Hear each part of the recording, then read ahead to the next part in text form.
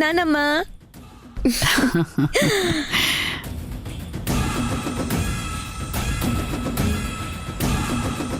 నా బంగారు తల్లి, ఈరోజు ఎంత ముద్దుగా ఉన్నావో.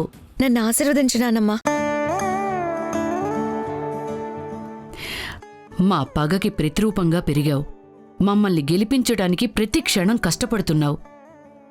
నిండు నూరేళ్లు నువ్వు చల్లగా ఉండాలమ్మా. నా బంగారు తల్లికి పుట్టినరోజు శుభాకాంక్షలు. థ్యాంక్ యూ నానమ్మా. Happy birthday Kumuda. Thank you బాబాయ్. అమ్మా, ఇప్పటికే ఆలస్యమైంది, భోంచేద్దామా? అన్నయ్య, అక్కడంతా అనుకున్నట్టే జరిగింది కదా? ప్లాన్ చేసింది నేను డాడీ. బాబాయ్, పాపం రవి కూడా అనుకోని అతిథిలా వచ్చాడు. ఇది కూడా ఒక అవకాశంగా మారింది మాకు. ఆ భూమి వాగిన పిచ్చివాగుడికి మమ్మీకి కోపం వచ్చింది. దాంతో ఇప్పుడు వాళ్ళు తినే తిండిలో కూడా తేడా జరుగుతుందని తెలిస్తే మమ్మీ ఆ ఇంట్లో యుద్ధమే సృష్టిస్తుంది. శత్రువు చేతి వంట తింటూ వాళ్ళని ఇబ్బంది పెట్టే అవకాశం మనకు మాత్రమే వచ్చిందే. అందుకే రుచికరమైన భోజనం మనం తిందాం. మనం మందు కలిపిన భోజనం వాళ్ళు తింటారు. ఇక్కడ మనం చెయ్యి కడుక్కునేసరికి అక్కడ వదిన గారు చెయ్యెత్తి కొట్టే పరిస్థితి వస్తుంది. పదండి.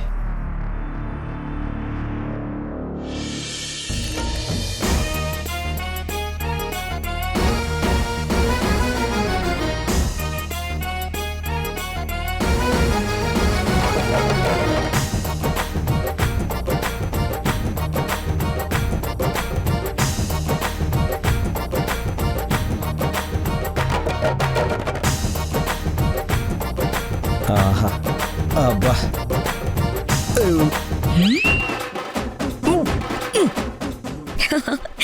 నానమ్మ కొంచెం ఎక్కువ తిన్నట్టుంది బాబాయ్.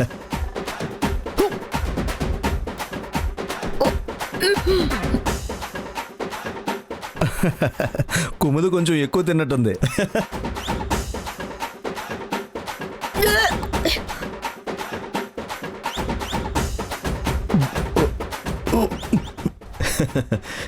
అన్నయ్య కూడా కొంచెం ఎక్కువ తిన్నట్టున్నాడు.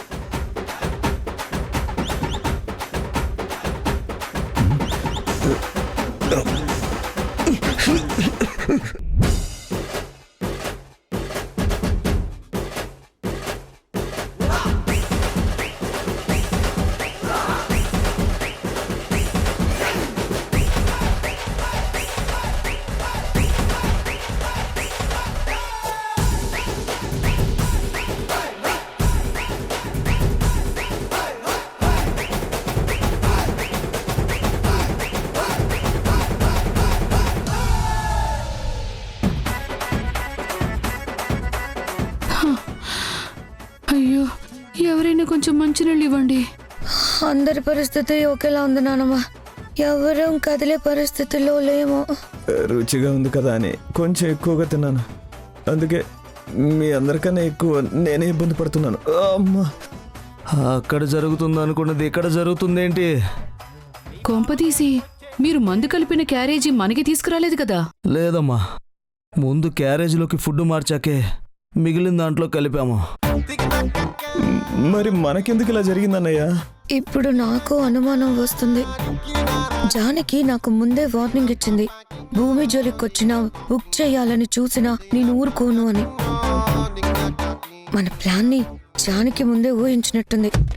అందుకే మనకి రివర్స్ కొట్టింది. మనం సర్దుకున్న క్యారేజ్ మనమే తెచ్చుకున్నాం కదమ్మా, అలా ఎలా జరుగుతుంది? అక్కడున్నది జానకి కదా, ఏం అయ్యి చేసిందో. చివరికి మనల్ని ఇలా బుక్ చేసింది.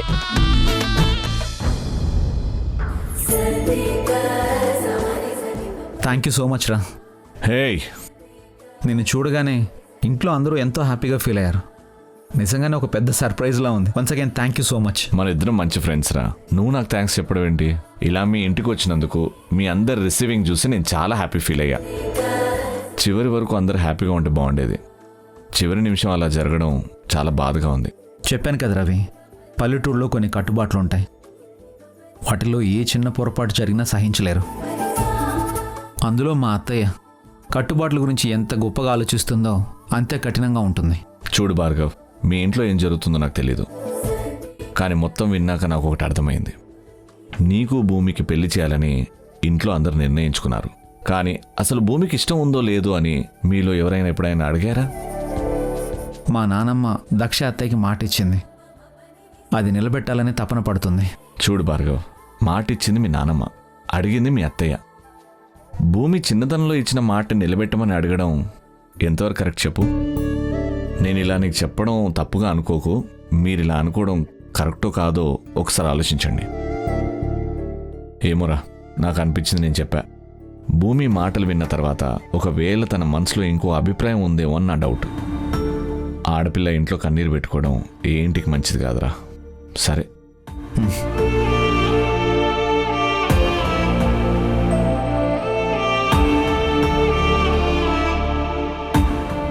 రవి చెప్పిన దాంట్లో కూడా నిజం ఉంది. నిజంగా అసలు భూమి మనసులో ఏముందో తెలుసుకోవాలి.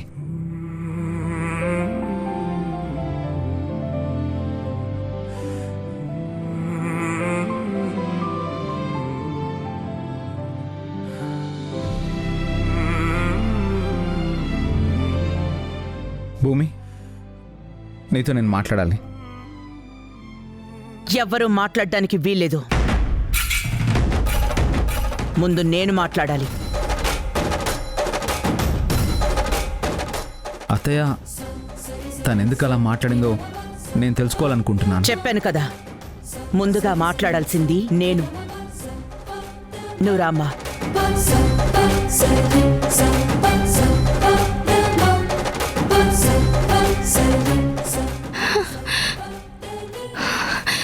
భూమి, జానకి. భూమి, ఏంటి అత్తయ్య, ఏం చేస్తున్నావు? ఎవరు మాట్లాడద్దని చెప్పాను కదా, ఎందుకు పదే పదే అడుగుతున్నారు?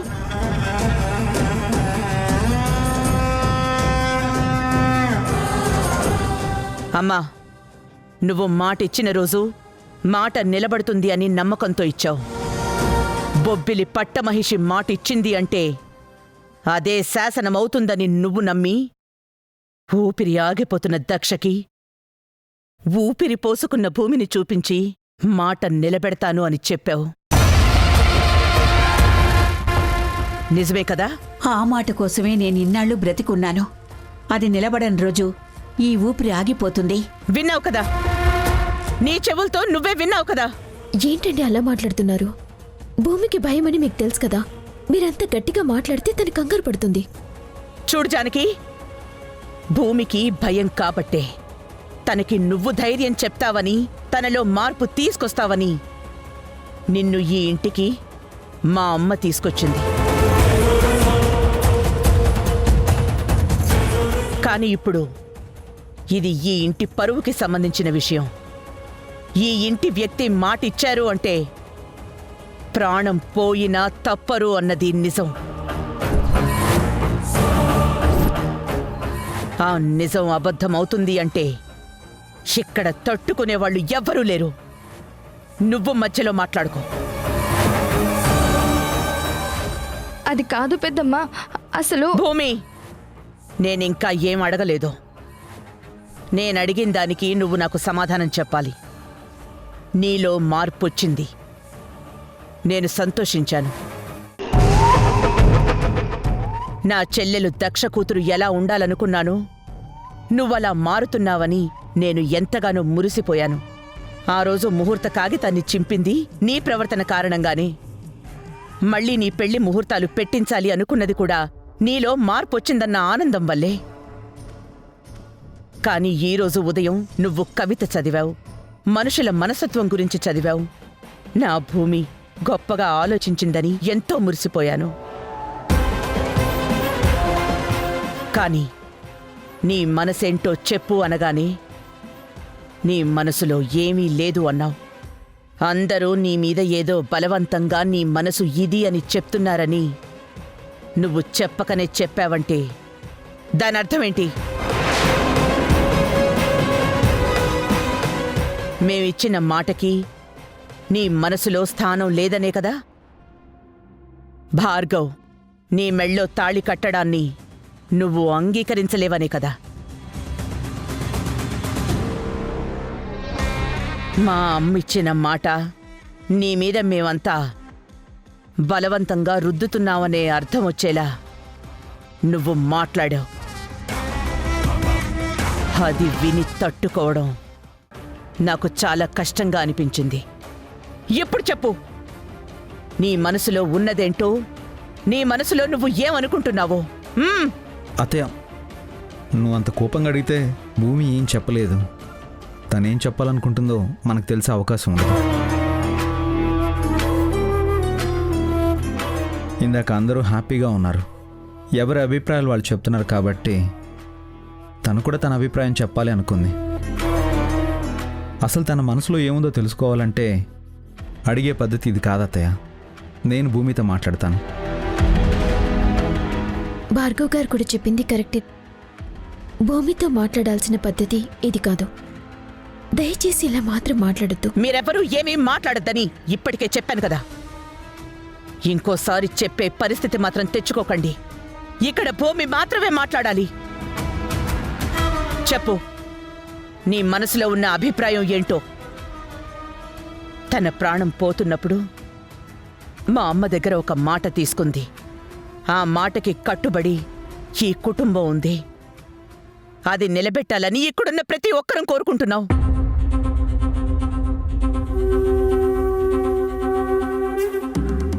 కానీ ఆ మాట నిలబడాలి అంటే ముందు నీ నిర్ణయమే మాకు కావాలి. చెప్పు, మా అమ్మిచ్చిన మాట నిలబడాలి అంటే నువ్వు భార్గవ్తో తాళి కట్టించుకోవాలి.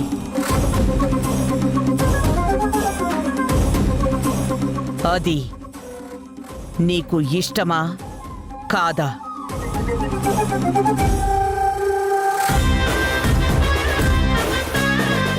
నిజం చెప్పు భూమి.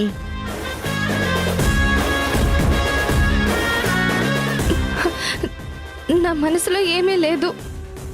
నేనేదో పొరపాటునలా మాట్లాడాను అంతే పెద్దమ్మా.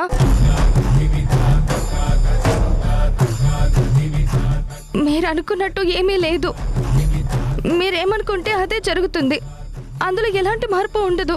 నేననుకున్నది జరుగుతుందని కాదు, అలా జరగాలని నువ్వనుకుంటున్నావా లేదా? ఇదే మాట కొంచెం నెమ్మదిగా అడగండి. ఇది నెమ్మదిగా అడిగే మాట కాదని చెప్పాను కదా. 20 ఏళ్ల మా అమ్మ కల ఈ ఇంట్లో ఆ కల కన్నీళ్లుగా మారుతుందా, ఆ కల ఫలించి మంగళ వాయిద్యాల దాకా వెళ్తుందా లేదా అన్నది తెలియాలంటే మాట కటువుగానే ఉండాలి. భూమి మనసులో ఉన్న నిజం బయటపడాలి. చెప్పు, నా మీద ఒట్టేసి చెప్పు.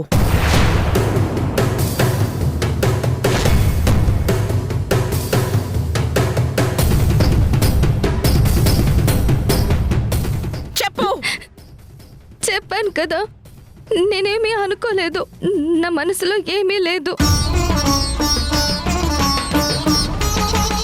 మీరేమనుకుంటున్నారో, నా చిన్నప్పటి నుంచి నేనేం వింటున్నానో అదే జరుగుతుంది. ఇందులో ఎలాంటి మార్పు ఉండదు. నన్ను నమ్మండి.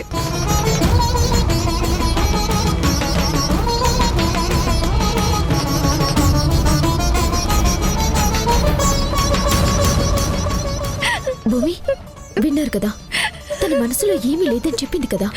మీరు అనుకున్నదే జరుగుతుందని మీకు మాట ఇచ్చింది కదా. ఇకనైనా భూమిని ఏమీ అనొద్దు. తనని గదిలోకి తీసుకెళ్తాను. రా.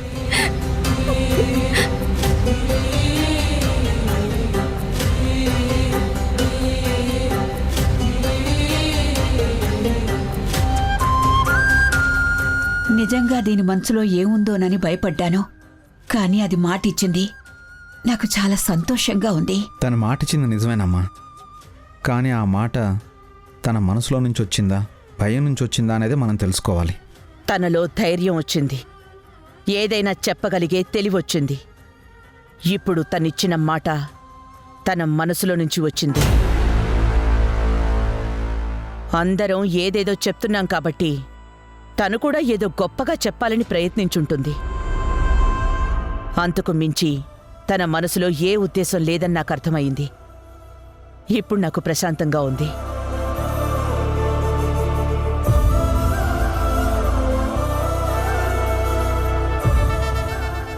ఇందాక నీ కూతురు మాటలు విని ఎక్కడ మేమిచ్చిన మాట తప్పాల్సొస్తుందోనని బాధపడ్డాను. కాని తను ఆ మాటకే కట్టుబడుంది. భార్గవ్తో పెళ్లిపీటలెక్కుతుందన్న నమ్మకం ఇప్పుడు నాకొచ్చింది.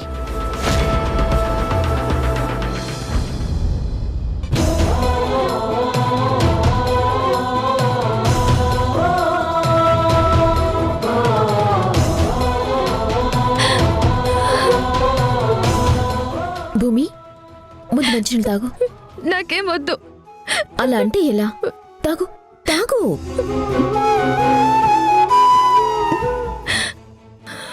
భూమి, నీకు భూమి అని ఎందుకు పేరు పెట్టారో తెలుసా? భూదేవికున్నంత సహనం, ధైర్యం ఉండాలి అని. అంతేకాని ప్రతిదానికి కన్నీళ్లు పెట్టుకుంటావని కాదు. నువ్విలా కన్నీళ్లు పెట్టుకుంటూ ఉంటే ఎలా భూమి? భూమికి ధైర్యం ఉంటుందా జానకి? ఎందుకుండదు? కుంభవృష్టితో వర్షం ముంచేసినా, కరువు రక్కసి కాటు వేసినా, భూమి మొత్తం పగుళ్ళొచ్చినా, ఆకాశం నుంచి పిడుగులు పడినా తను ఆహ్వానిస్తుంది తప్ప వెనక్కి తగ్గదు. భూమిని మించిన ధైర్యం దేనికి ఉండదు. చూడు భూమి, ఒక్కసారి ధైర్యం వచ్చాక అది మళ్ళీ పోవడం అంటూ ఉండదు. మనలోని భయాన్ని మనమే తరిమేయాలి. ధైర్యంతో ముందడుగు వేయాలి. ఇంకా ఏం జరగాలి? పెద్దమ్మ ఎలా మాట్లాడిందో చూసావు కదా. అప్పుడు ఎంత గట్టిగా అరిచిందో నువ్వు చూసావు కదా. చివరికి నాతో కూడా ఒట్టేయించుకుంది. నువ్వు మాట్లాడిన మాటలు వాళ్ళకి భయాన్ని పుట్టించాయి. అయినా నీ చిన్నప్పటి నుంచి నీకు చెప్తున్న విషయమే కదా. సడన్ గా ఈరోజు నీ మనసులో ఏమీ లేదని చెప్పేసరికి వాళ్ళిచ్చిన మాట ఎక్కడ తప్పాల్సిన పరిస్థితి వస్తుందో అని కంగారు పడ్డారు. అవును, అసలెందుకలా మాట్లాడావు? ఇంతకీ నీ మనసులో ఏముంది? మీ బావని పెళ్లి చేసుకోవాలని లేదా?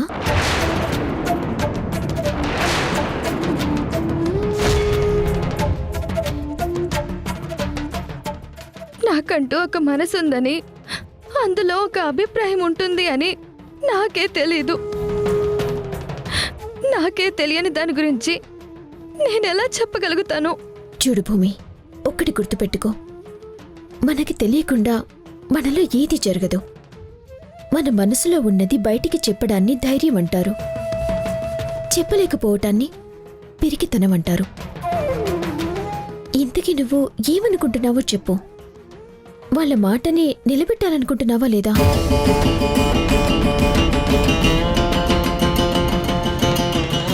నేను నీకు ఇదివరకే చెప్పాను, ఏ ఆడపిల్ల భయంతో బతకూడదు. తను ఏమనుకుంటుందో ధైర్యంగా చెప్పాలి. చెప్పు. నీ మనసులో అలాంటి ఉద్దేశం లేకపోతే నువ్వు ముందే చెప్పాలి. అంతేకాని పరువు పోయే పరిస్థితి వచ్చిందంటే ఎవ్వరూ తట్టుకోలేరు. అందుకే అడుగుతున్నాను, ఒకవేళ నిజంగా నీ మనసులో ఇంకేదైనా అభిప్రాయం ఉంటే ధైర్యంగా చెప్పు.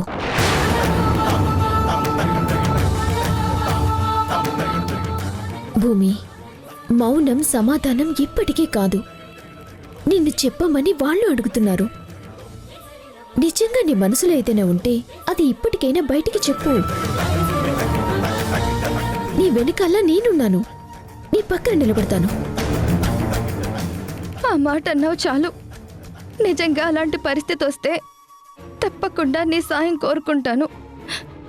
ఇప్పుడు మాత్రం నా మనసులో ఏమీ లేదు.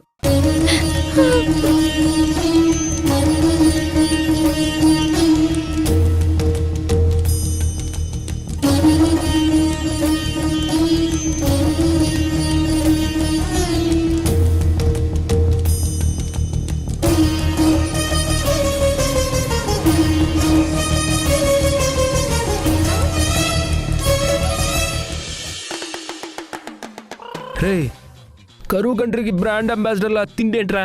కొంచెం మెల్లగా తిను. ఏం పర్వాలేదు. ఇంట్లో అంత గొడవ జరిగినా ఏదో డీ షోకి వచ్చినట్టు నువ్వు డాన్స్ వేయగలేంది. నేను ఇలా తింటే తప్పేముంది? రే, నేను డాన్స్ చేయడానికి ఒక రీజన్ ఉందిరా. నా మరదలు పుట్టినరోజుని ఒక స్పెషల్ సర్ప్రైజ్గా చేయాలనుకున్నా. దానికోసం ఏవేవో రాసుకున్నాను. అదే సమయానికి రవి వచ్చాడని తెలిసి రవినింటికి పిలిస్తే అందరూ థ్రిల్ అవుతారని నేను ముందుగా ఫీల్ అయ్యాను. తన పుట్టినరోజుకి ఈ భావం మర్చిపోలేని ఒక మంచి గిఫ్ట్ ఇచ్చాడని నా మరదలు ఎంతగా పొంగిపోతూ ఉంటుంది. హ, తన మనసులో నా స్థానాన్ని ఒక పీఠం కాదు, ఒక టేబుల్ కాదు, ఆహా, ఏకంగా ఒక మంచమే వేసి స్థిరంగా ఉంచుతుంది. ఏమంటారా? కుముద విషయంలో కొంచెం జాగ్రత్తగా ఆలోచించు. నువ్వనుకున్నట్టు తనెప్పుడు ఉండదు, తననుకున్నట్టు నువ్వుండలేవు. అతిగా ఆలోచించే మగాడు, అతిగా ఆవేశపడే ఆడది సుఖపడినట్టు చరిత్రలో లేదు. భుజే, నరసింహ సినిమా ఎన్నిసార్లు చూసావు? ఇది సినిమా డైలాగా నీకెలా తెలుసు? హే హే, రజనీ ఫ్యాన్ ఇక్కడ. ఆయన ప్రతి డైలాగ్ మాకు తెలుసు. నా మరదలు నా గురించి ఏమనుకుంటుందో ఇప్పుడు ఒక డాన్స్లో చూపిస్తాను, చూడు.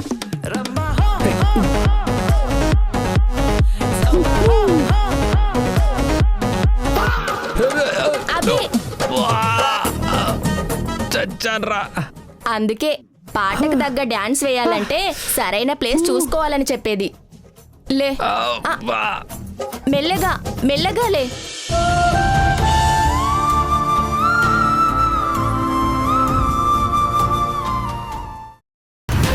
చూడమ్మా, మనల్ని ఎంత ఇబ్బంది పెట్టి వాళ్ళిద్దరూ ఎంత హ్యాపీగా నడుచుకుంటూ వస్తున్నారో. ఇంకా ఆలోచిస్తావేంటి? డైరెక్ట్ గా వెళ్ళి గుద్దేయ్.